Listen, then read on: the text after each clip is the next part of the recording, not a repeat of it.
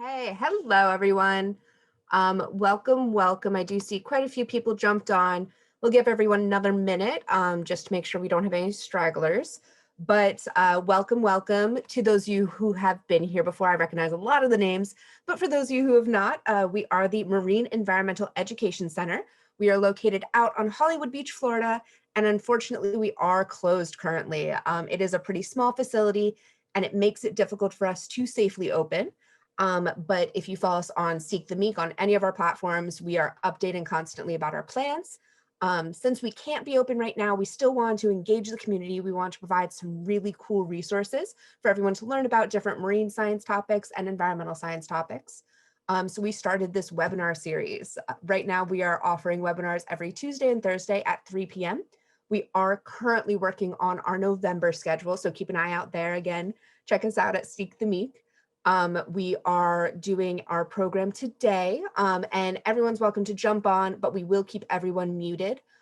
This is a new platform, so we're still working out some of the kinks, but hopefully everyone should be easily able to write things in that chat. We'll keep an eye on the chat to make sure if you have any issues, technical issues, questions, or comments on the actual presentation, just throw it in the chat for me, okay?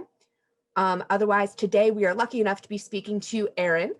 She is originally from upstate New York and came to Florida to attend NSU. Currently, she is focused on the location, amount, and environmental impacts of special fishing gear in the West Atlantic. So today she is going to be presenting about that. Again, if you have any questions, comments, concerns, even if you have technical issues, throw it into that chat. Erin will try and keep an eye on them, and if she can't answer them throughout the presentation, she'll answer all your questions at the end. I'll keep an eye on the chat, so if there's anything that you're having issue with, I'm here to help. Otherwise, whenever you're ready, Erin, feel free to take it away. Thank you so much, Taylor. I'm going to put this presentation right up for everybody so you can follow along with me. Okay, so again, thank you so much to Taylor for the lovely introduction. It's good to see you again.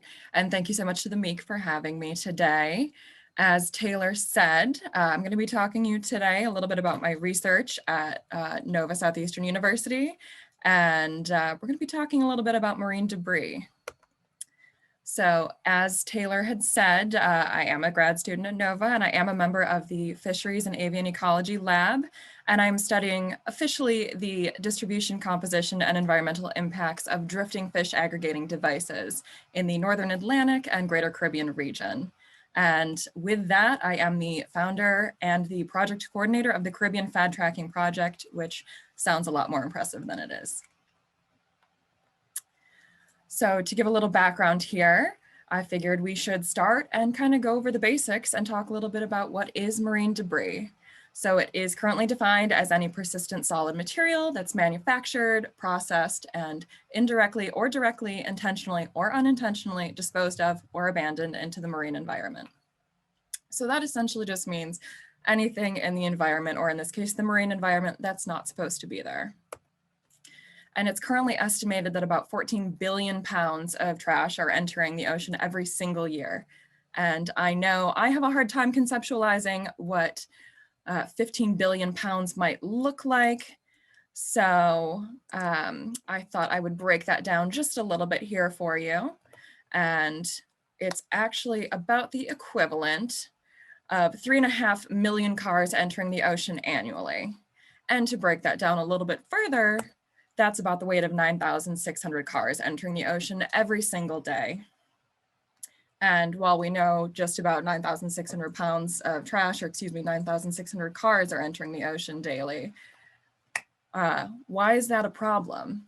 Well, we know that the lifespan of marine debris, or in this case, plastics, because that's mostly what I'm looking at here, is a really long time.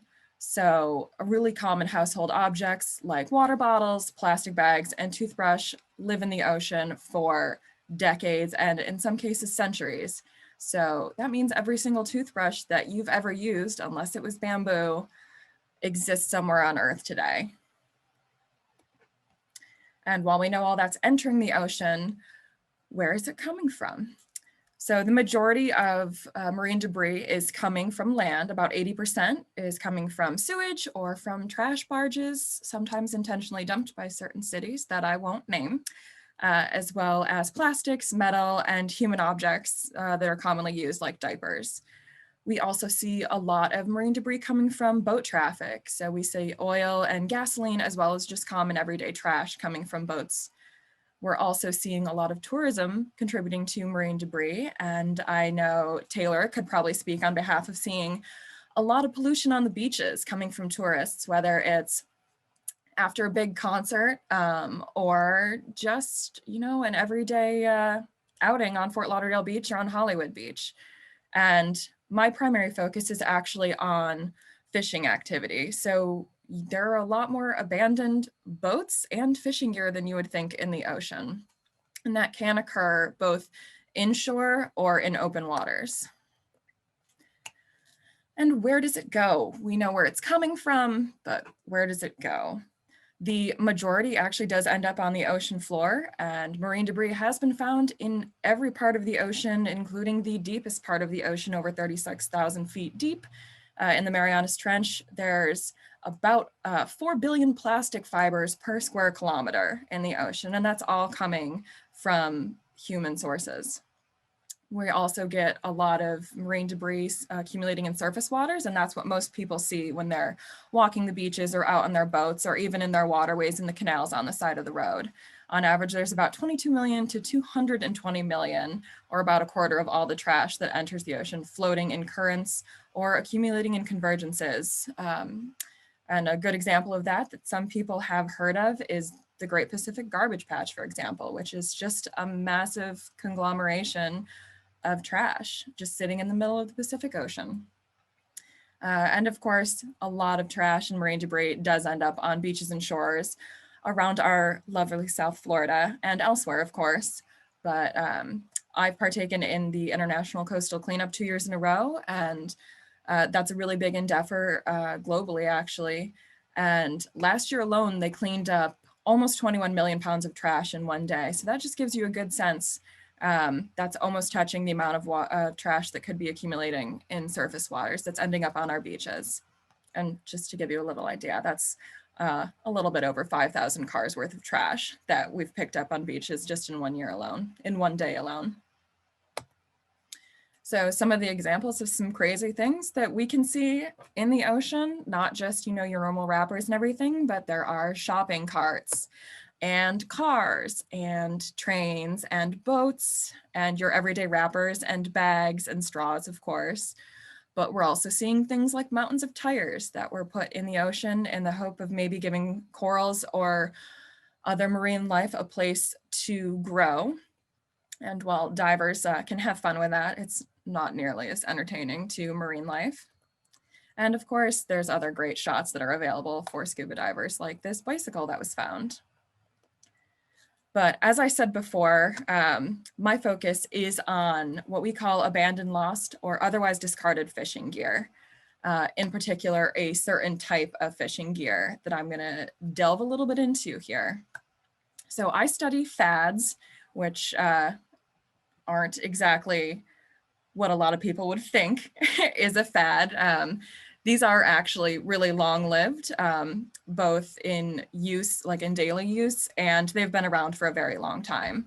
So it is a special type of fishing gear. It's passive, so it's not actively used by a fisher all the time, and it's not really a net or a fishing pole like a lot of people think of when they think of fishing gear. So you're not going to see somebody out there with a FAD casting a hook and line, not commonly.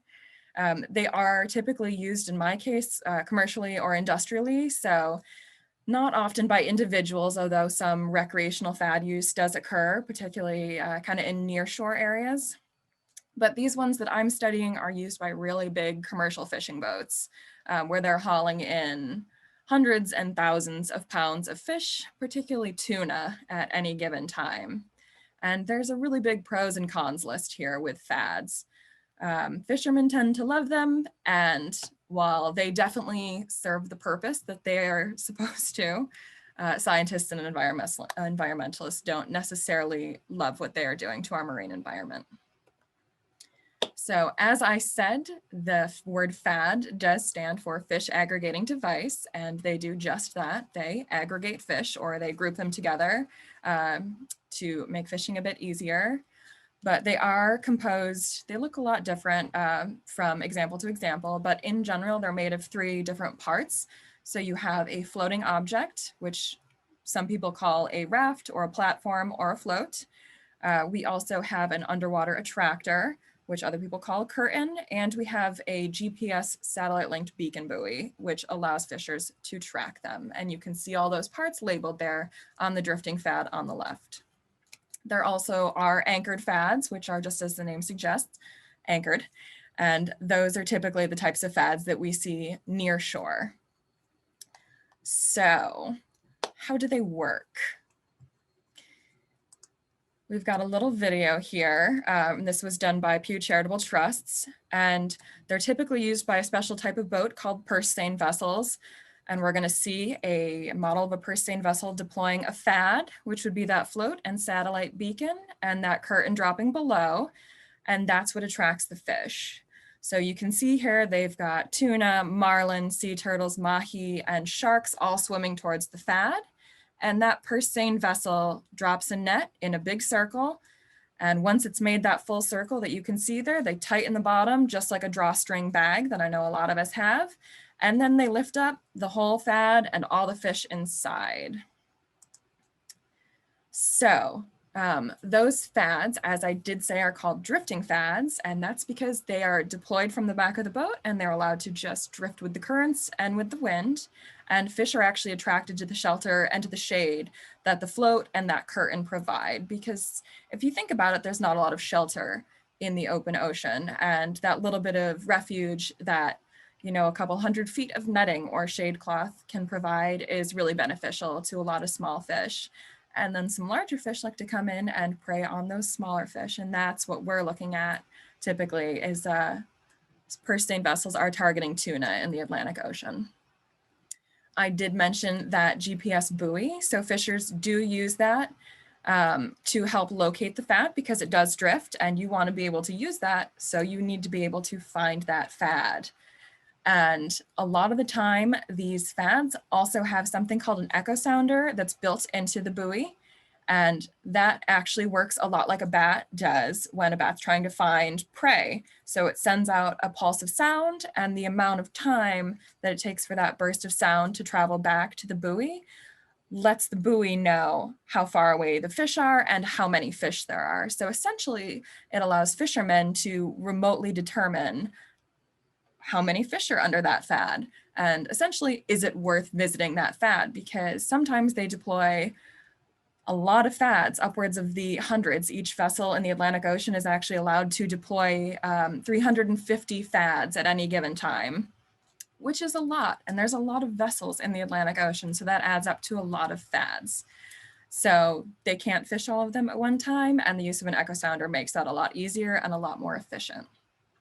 And as I said, they do use that FAD to aggregate the fish and drop that special purse seine net around the FAD to help catch them. And I mentioned that pros and cons list, which seems to be a little heavy on the cons, in my opinion, but it does increase the catch size and the efficiency of catching species like tuna, as well as makes it really easy to track and monitor aggregations of fish that aren't normally so easily found. The cons list, on the other hand, we get a lot of things that tug at our heartstrings as concerned citizens and as environmentalists and researchers. So we do have a really high entanglement risk in a lot of FADs, and I think probably a lot of people out there listening are partial to animals like sea turtles and sharks and whales. And I have been personally sent some footage of humpback whales that you're going to see entangled in FADs in the Atlantic Ocean. We also get increased bycatch, which is kind of related to that entanglement risk, but it essentially means that you're getting an increased catch of fish that you're not intentionally targeting. So say they're targeting skipjack tuna, you could be catching other species of tuna that you didn't want to catch at that time, or you're catching sharks and sea turtles that you are not using and aren't supposed to be in the net at that time. And it can also include tuna that are the right species, but they're not big enough to be sold yet at market, so you don't want to catch them.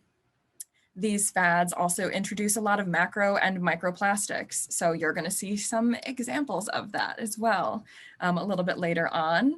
I mentioned sometimes they're catching fish that are too small to sell, and that contributes to something that we call stock depletion, where you're removing the babies from a population of fish or from the stock, and that means that they can't reproduce to create adults that can then further reproduce, and that stock gets smaller and smaller as years go on, and that's really hard to reverse that process.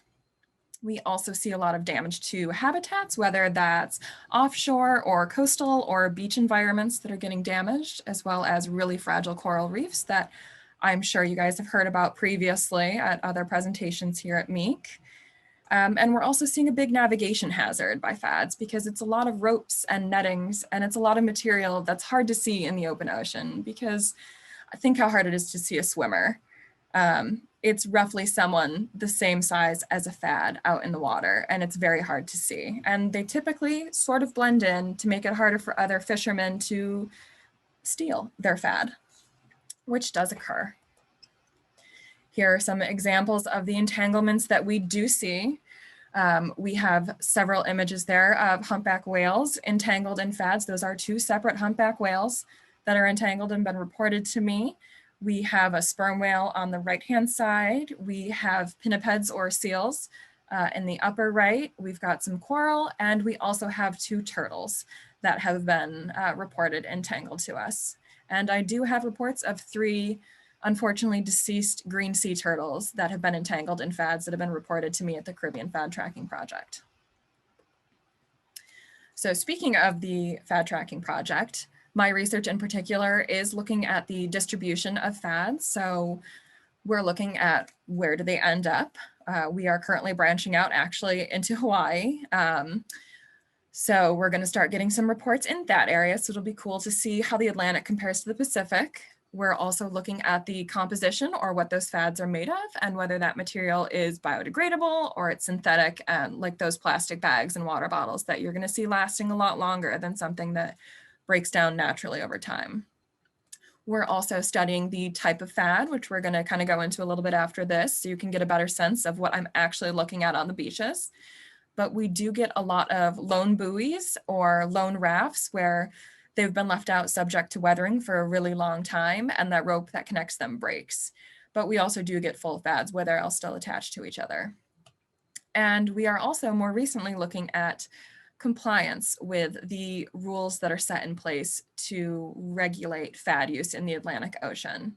And those rules are set by organizations called Regional Fisheries Management Organizations, or RFMOs, or in this case, because they specifically pertain to tuna, they are TRFMOs. So because it'd be very difficult for me to walk every single beach of South Florida and on the Gulf of Mexico and up the East Coast and every Caribbean island, and I don't think our lab has the funding for that as well, we have kind of gone about our research here in a unique way, and that we've taken to the internet. So we first had to spread the word, and we were sending out flyers and creating an email and a Facebook page that I'll mention later on, but it is facebook.com/FADtrackers if anyone ever finds one. They can be reported directly to us on Facebook. And of course, we had to get the locals involved. So the public is actually who finds FADs and reports them to us directly at the Caribbean FAD Tracking Project. So it doesn't necessarily mean people like Taylor who might know what a FAD is because she's a fellow marine biologist. It's people who absolutely have no idea what they're looking at when they see a hunk of trash on the beach, but they maybe saw our flyer recently and they can send it right to us so we can put that report down and get a better sense of what we're looking at in the Atlantic Ocean. And we're trying to take all of that information and hopefully make some changes and see if we can prove that the use of FADs in the Atlantic Ocean is problematic, and maybe how we can fix or help reduce some of those problems that we're seeing from FAD use. So in regards to distribution, there's a pretty good sense of where most of them are deployed or put in the water. from vessels, and that is actually in the Gulf of Guinea, off the west coast of Africa. And because I am focused on the Atlantic Ocean, that's pretty much what I'm going to be referring to from here on out. Although some of this work does refer to the Indian Ocean, I will make that specification when it does come up. But in 2015, a paper by a group of French researchers started to actually look at the French purse seine vessels that are deploying FADs in the Atlantic Ocean. And the top part of this image here actually shows where FADs were first put into the water. And on the kind of left-hand side of that top image, you see the Gulf of Guinea and where those FADs are being set. And on the right-hand side is the Indian Ocean, but we're gonna kind of ignore that for now because it's physically not my area of expertise. The bottom portion of this graphic here shows where FADs were actually ending up after several months at sea, because they are allowed to drift, as I said, and fishers do remotely track them with those buoys. They're ending up, as you can see, on the east coast of Brazil. And you might notice that this graphic here really doesn't show North America. So we wanted to bridge that gap and see if we can find out where in North America that these FADs are ending up. So we can see that they're deployed here and ending up here. And it's estimated that over 100,000 FADs are deployed annually worldwide, and nearly a third of them are lost or abandoned in the process. So that means we've got roughly 33,000 FADs that could be stranding on the beaches around the world every year, which is crazy. So where are they really ending up? This is just a little snapshot here of some of the reports that have been made to us at the Caribbean FAD Tracking Project. And you actually can see there at the very bottom, right where that paper predicted in 2015, we see some FADs have been reported to us on the east coast of Brazil and the southern Atlantic Ocean. But the majority there were drifting on from the Gulf of Guinea directly across the Atlantic Ocean on equatorial currents, or currents that travel along the equator.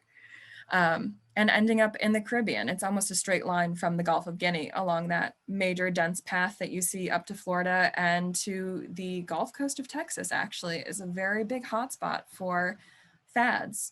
But not only are they ending up in that really dense spot, we're getting some crazy reports in the middle of the Atlantic Ocean and all the way up to Scotland and to Ireland. So they're really coming from everywhere. In regards to what they're made of, we're kind of seeing a general trend here in three major types of drifting FAD. So we have some bamboo, which we're, for the purposes of this talk, going to refer to as biodegradable, despite the fact they're not as biodegradable or as eco-friendly as we'd like to think, but they are a big raft made of bamboo. We also have rafts made of oil jugs that are becoming more and more common, and it's about 40 5-liter oil jugs. So what you would see in your car, or you've seen a mechanic putting oil in your car, that's the type of jugs that we're seeing here in these big frames made of either metal or plastic, and they're laid on their sides so they're buoyant. And that's what makes up the raft of the FAD. But we also do see some manufactured FAD rafts that are made in factories specifically for the purpose of FAD fishing, and they're pre-made, and they also come with a buoy as well as a curtain that can help to serve as an attractant. And of course, we have had a few anchored FADs that have been reported to us, and those are typically a bamboo pole or a PVC pole that just has a curtain and an anchor like I showed in that diagram previously. So some examples of bamboo FAD rafts. We see, although they're made of bamboo, none of them look the same. You're never going to find a FAD that looks like another FAD. Everybody gets a little bit creative when they're putting trash in the ocean. So on the right there, you actually can see a really nice image of what the curtain looks like on a FAD. It's just big heaps of netting and rope draped below. This one is a bit tangled, but it's there just to allow fish to swim to it. And you can kind of see some fish swimming right around that FAD raft at the top. We also have manufactured rafts, and I hope Dr. Kerstetter is okay with his image being present in this, but it's just to give a bit of scale here. We have these manufactured FAD rafts. These are actually all made by a company in Spain with the intended purpose of having a lesser environmental impact, although we have evidence to suggest that that's not always the case. but they also don't always look like one another. We see rectangular models and square models, and recently we're getting models that look like a plus sign, so just a big X. But those are more recent, and we only have about 4 of those reports so far. But these are about 6 feet tall or 180 centimeters, and they can be pretty heavy, so sometimes people can't actually move them off the beach. And that goes for some of those rafts that are made of jugs as well, and for some of those rafts that are made of bamboo. Here again, we have photo to scale here on the lower right for one of the jug rafts. And we can kind of see what the problem with having 40 plastic containers wrapped in netting might be, because it is subject to weathering and exposure to wind and waves and sun. And you're going to start to see synthetic materials like the netting and the rope break down. And we do see a lot of issues with these, and they're really common. And once again, none of them look like any other FAD. And here are just a few AFADs, because I think it's kind of hard to conceptualize that, but it's just it's a floating pole with just some burlap or cloth draped underneath that kind of gives you that shelter to smaller fish as well. And we have found so far only about 1/4 of the FAD rafts that have been reported to us have been loosely termed biodegradable or made of bamboo. But as some people who I work with would argue, these FADs aren't biodegradable. They are wrapped in netting and in shade cloth and a lot of ropes. However, the use of the word biodegradable is also to interpret it, like really loosely interpreted on the other side, where people are saying that those FADs made of jugs and those big manufactured plastic discs are biodegradable because they are breaking down eventually over several hundred years. So that point is up to contention, but currently we are seeing more synthetic material FADs than biodegradable FADs. And why is it a problem? Well, they're breaking down and they're making a mess and they're becoming a problem. We have on the top middle there a FAD that actually was entangled in the propeller of a boat that then reported their FAD to us. We get a lot of reports of FADs that are broken down and shattered to pieces, as you see on the top left and the bottom right, which actually is one of those really eco-friendly manufactured discs. You can see at the very bottom, that big circular plastic gray disc was shattered upon impact, and that's introducing a lot of plastic to the environment. We also get lots of ropes and netting, and you can see 2 beacon buoys there in the lower left. And that bottom middle image is actually one of those jug FADs that we brought to our campus, and I broke down piece by piece and sorted. So you can see there were bamboo spreaders, which is that little bamboo pole that actually keeps the curtain from folding in on itself underwater, so you don't get that big tangled knot like you saw in that photo previously, and netting and shade cloth and lots and lots and lots of plastic. Here's a few images of various FAD buoys, which is that mechanism that allows fishermen to track the buoy. And you can see in that top middle there, on the left middle, I suppose you could say, you can see that buoy is still attached to that bamboo FAD raft. But while all buoys can look a little bit different, one of the really important things that we look for is writing on the surface of the buoy. So you can see that in the bottom 3 images. The one on the left has some writing done in red, there's some writing in yellow in the middle, and some writing in white on the right-hand side. And if people would like to send reports with their pets, that would be spectacular, because getting all these reports of plastic is quite saddening. So I mentioned before, we are looking at compliance, and that means we're looking to see if people are following certain rules set by regional fisheries management organizations. Or in the case of the Atlantic Ocean, we're looking at ICAT, or the International Commission for the Conservation of Atlantic Tunas, which is quite the mouthful, even when you are an industry professional. So ICAT requires that all FADs be non-entangling, which you can see I put in quotes because once again, it is very loosely defined, but here they say that you can't have any netting beneath the surface. So that curtain, they can have one, but it can't be made of netting. And above the surface, there needs to be as little netting as possible. There needs to be a unique identifier, which in this case refers to the serial number of the buoy. Every buoy, of course, because it's made in a factory, has a serial number. So that needs to be written somewhere on the buoy. They do not specify how that needs to be done. And they are also recommended to be biodegradable. It is not required, but it is a goal of theirs to make it biodegradable by 2021. But as I said, the term biodegradable is very loose and up for interpretation. So a lot of people don't feel that biodegradable is necessarily a good rule for future use.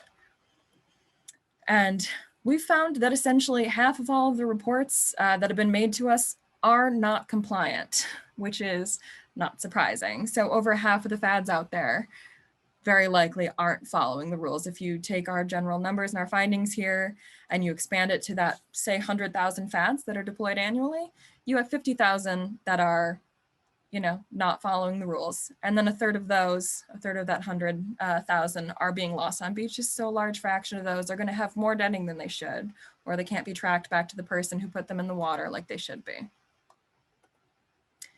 So we want to take all this information and then hopefully make some better recommendations to those regional fisheries management organizations to help lessen the impact of FADs on the ocean, because I personally don't think that we're going to be able to get people to ban the use of FADs. I think that's a little bit out of the scope of realism here, but maybe we can make them a little bit less harmful.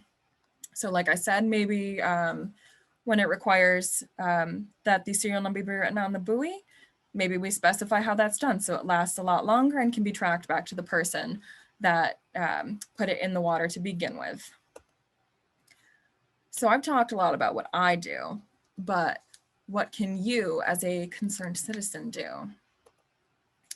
We, of course, have all heard it before to reduce, reuse, and recycle, but I think now there's a bigger emphasis on actually refusing single-use plastics that are really big contributors to marine debris.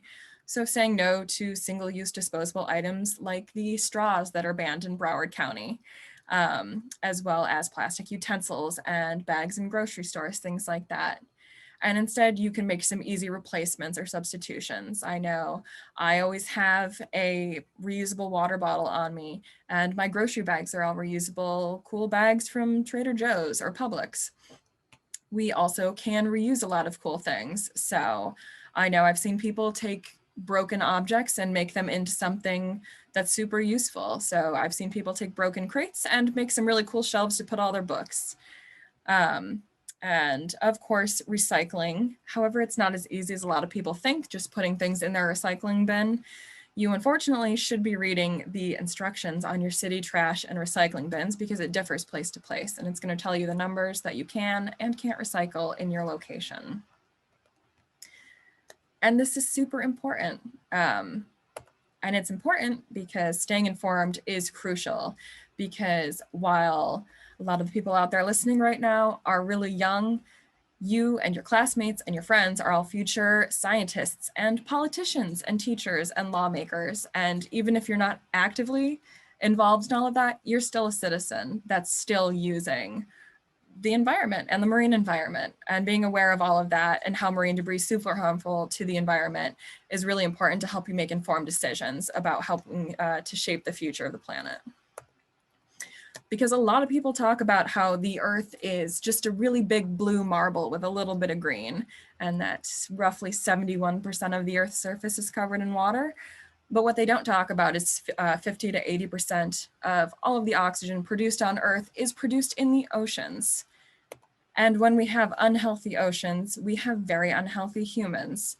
And humans are really closely tied to the ocean, with 1 in 6 jobs in the United States being related to the ocean directly, which is more than 28 million jobs.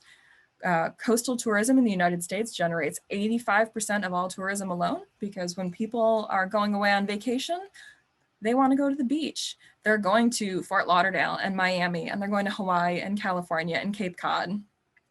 And not only is it providing really big economic and financial kind of stimulus to the United States, it provides more than 40 million people with drinking water. The Great Lakes are subject to a lot of the same marine debris and pollution that we're seeing in the oceans. And unfortunately, they're facing a lot of the same issues that the ocean is.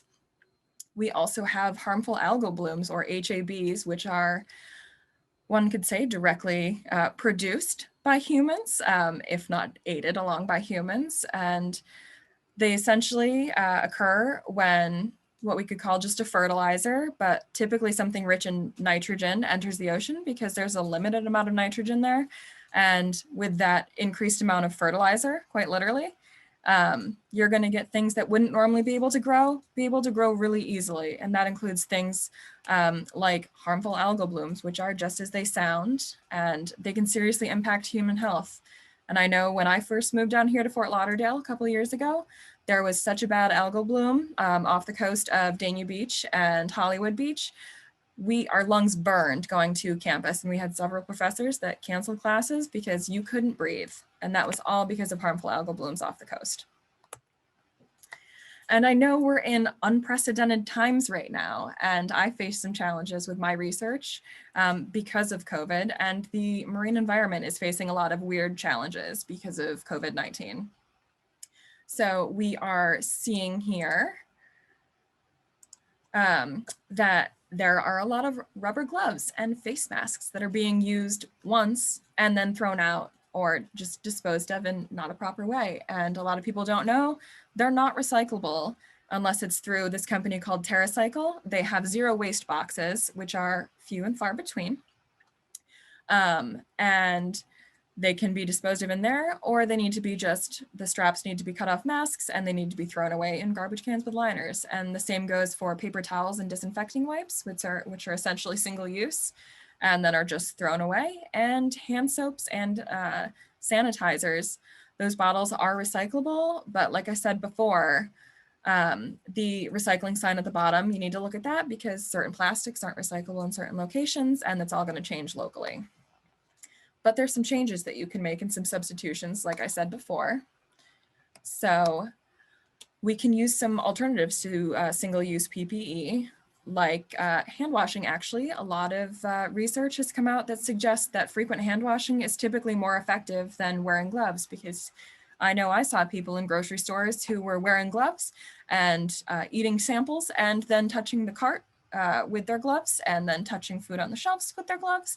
So it's not really the smartest alternative. So it is recommended washing your hands for 20 seconds, which is convenient because the chorus of most songs is about 20 seconds long. So pick your favorite song and wash your hands, and that's a lot better than those rubber gloves that are gonna mess up the environment further. We also, of course, have face masks. So if those of you out there are too young to buy your own, you can always try talking to your parents. But I know I have plenty of face masks that are cotton or hemp and are rewearable, and you just wash them between each use. And I can say I've never owned a single disposable mask. And it's just keeping those out of the landfill on my behalf. We also have, of course, cloth wipes that can be used in place. I know we have a lot of like rags in our house where we'll just spray a disinfectant on the counter and wipe the counter down with that rather than a single-use Clorox wipe. And there's, of course, these are a little bit newer and I really want some, but bamboo paper towels rather than paper towels made from traditional trees. That's going to cut down on the use of water, and they're a lot more eco-friendly if you're still looking for something that's single-use. And of course, with hand sanitizers and soaps, if possible, try using glass bottles or bars of soap, because glass is actually more easily recyclable than plastics. And of course, there are ways to give back. As I mentioned before, the International Coastal Cleanup, which is hosted by the Ocean Conservancy every year, and did go on this year in 2020, despite COVID, but it was very socially distanced and no big formalized beach cleanups. But that's every year, usually the third Saturday in September, and they're really heavily promoted on their website. But there's other cool ways you can purchase certain things to kind of give back to the marine environment. So the mask that I showed you and all the masks that I own were bought by a company or purchased from a company, I should say, where every purchase pays for 1 pound of trash to be pulled from the ocean. They sell things like masks and bottles and bags, and that's United by Blue. They're a really cool website. There is, of course, 4Ocean, as well as Loci, and those are both companies that sell things like bracelets. You can see my 4Ocean down here at the bottom and my Loci on top. And those, the first 4Ocean pulls a pound of trash with every purchase, which is really cool. And I know a lot of people see them on social media and think it's an awesome thing. And all of their products are made from recycled plastics. Loci allows you to donate money to your cause of choice when you make a purchase.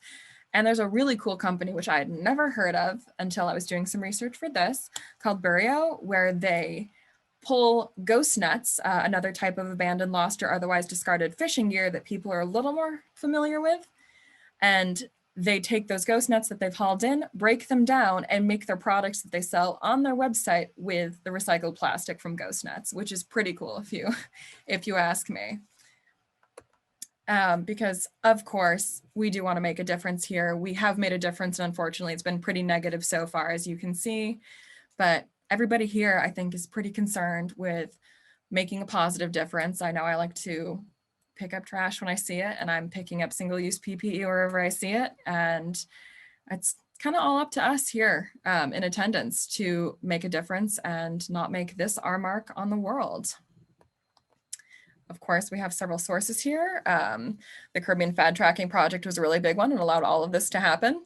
But of course, NOAA, the Ocean Conservancy, Scripps for Ocean, as well as several papers that kind of gave me some really good background information on marine debris and FAD use.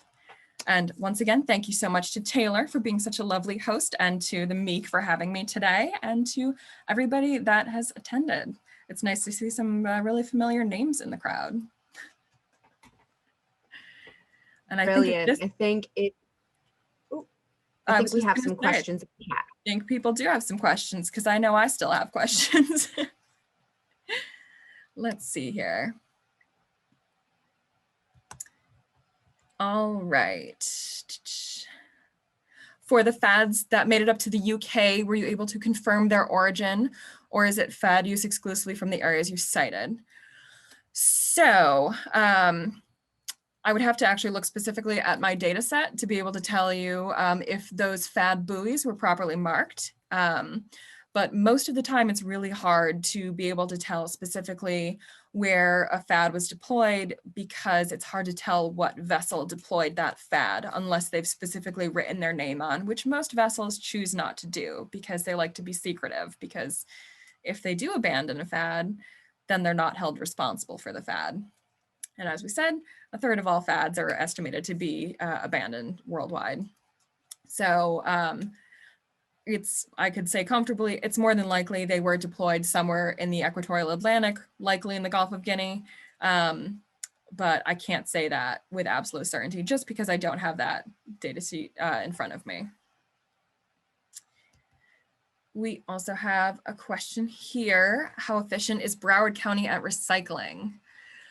If not very efficient, other than refusing plastics or using reusable items, what else can we do? So I wish I could be a little, I wish I was more well-versed in Broward County's recycling program. Unfortunately, I'm not.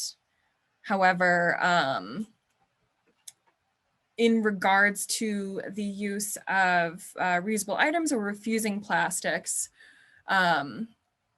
those really are the two main steps, other than petitioning the companies that we know contribute the majority of marine debris, which are big name companies that I won't name. But the average human actually is not contributing the majority of marine debris to the environment, but we can make smaller differences here and there. But I would just say, if you feel comfortable doing so, doing really small scale local beach cleanups, I go and I am just, taking a walk, and I'll clean up as I go, because things that are even on inner city streets here, far from the shore, they're likely to end up in the ocean eventually, because they are going to be carried down by canals and by floodwaters, things like that. So just removing things when you can and trying to dispose of them properly. And the same goes for FADs. I mentioned before, sometimes people ask us if they can get rid of them or if we can come get rid of them.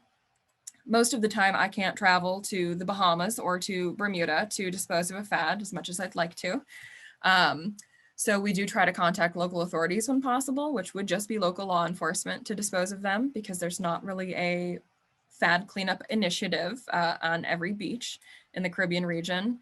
But if people are able to dispose of them, typically just recycling those oil jugs or throwing away netting and ropes, that'd be great. But we also understand that that's not feasible for everybody. I see a couple people saying they have reusable face masks and 4Ocean bracelets, which is awesome. My 4Ocean bracelet has not left my wrist in many months. We have a question here. So many things come in plastic. So how can we make the manufacturers more accountable? Because it seems like the companies have made it the consumer's problem or responsibility to be environmentally friendly.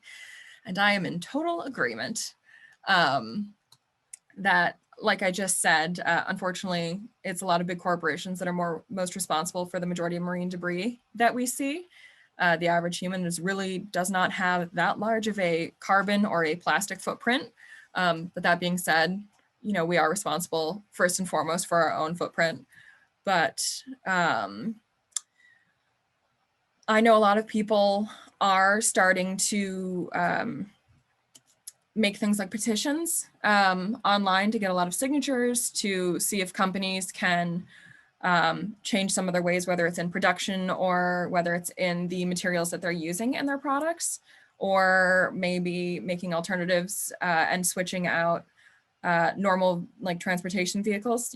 Amazon is using thousands of trucks every single day. They're looking to eventually make every vehicle that they use electric in some capacity. Excuse me. So I would recommend petitioning if possible, but really making your voice heard, I think, is kind of the bigger idea there. Just voicing your distaste, probably in a nice, conductive and conducive way, because you don't want to be just seen as mean, because people tend to ignore mean people. But I would just say make your voice heard when possible, and just trying to make environmentally conscious choices when you can.